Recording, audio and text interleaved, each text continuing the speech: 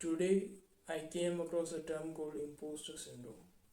First, let's break down the word itself. Imposter is someone who is deceptive in their approach, someone who hides their true identity and presents themselves as something they are not. And syndrome refers to set of patterns. So, imposter syndrome is a psychological pattern in which someone believes that they are hiding themselves in order to be accepted by the society and the people around them and live with a constant fear of being exposed. But this is not the reality. In fact, this pattern is often found in the people who have better understanding of life, are highly qualified, and are cognitively sharper than those around them. Why does why does this happen? It happens when people set excessively higher standards for themselves. Second, when they only reward the final outcome and completely ignore the intermediate steps. When they live in environments of constant judgment, and most importantly, when they compare their behind the scene lives with others' highlights, which is more prevalent in the era of social media. So, generally speaking, imposter syndrome is not a disease. It is awareness, it is form of consciousness, and it is a restraint from superciliousness. Why does this happen? When people read more and develop higher level of emotional and psychological intelligence, they begin to view the world more objectively. In the process, they lose a kind of assertiveness, a kind that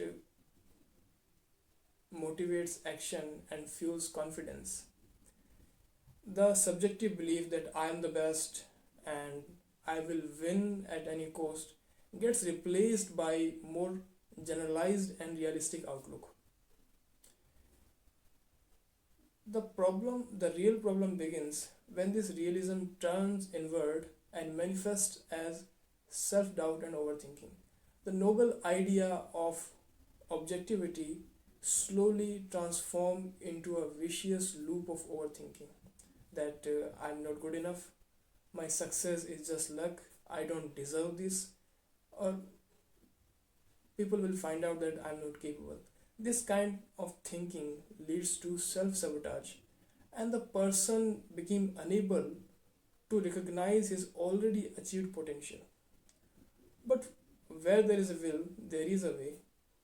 There are three things that we can do to overcome this pattern. First of all, understand that this is not a disease, it is awareness and maturity. Accept your intelligence, accept your growth, and channel it into a meaningful action. Second, stop comparing your behind the scene life with others' 30-second highlight reel because you never know that what they are hiding in the process of becoming what they are showing in their highlights. And third, embrace where are you today and take action even when you feel unprepared because ultimately these are action that leads to excellence.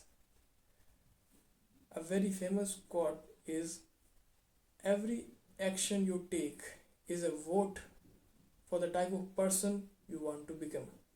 So action is must. You have to take actions even when you feel that this is not a right time or you are not fully prepared to do something. Remember, you are not an imposter.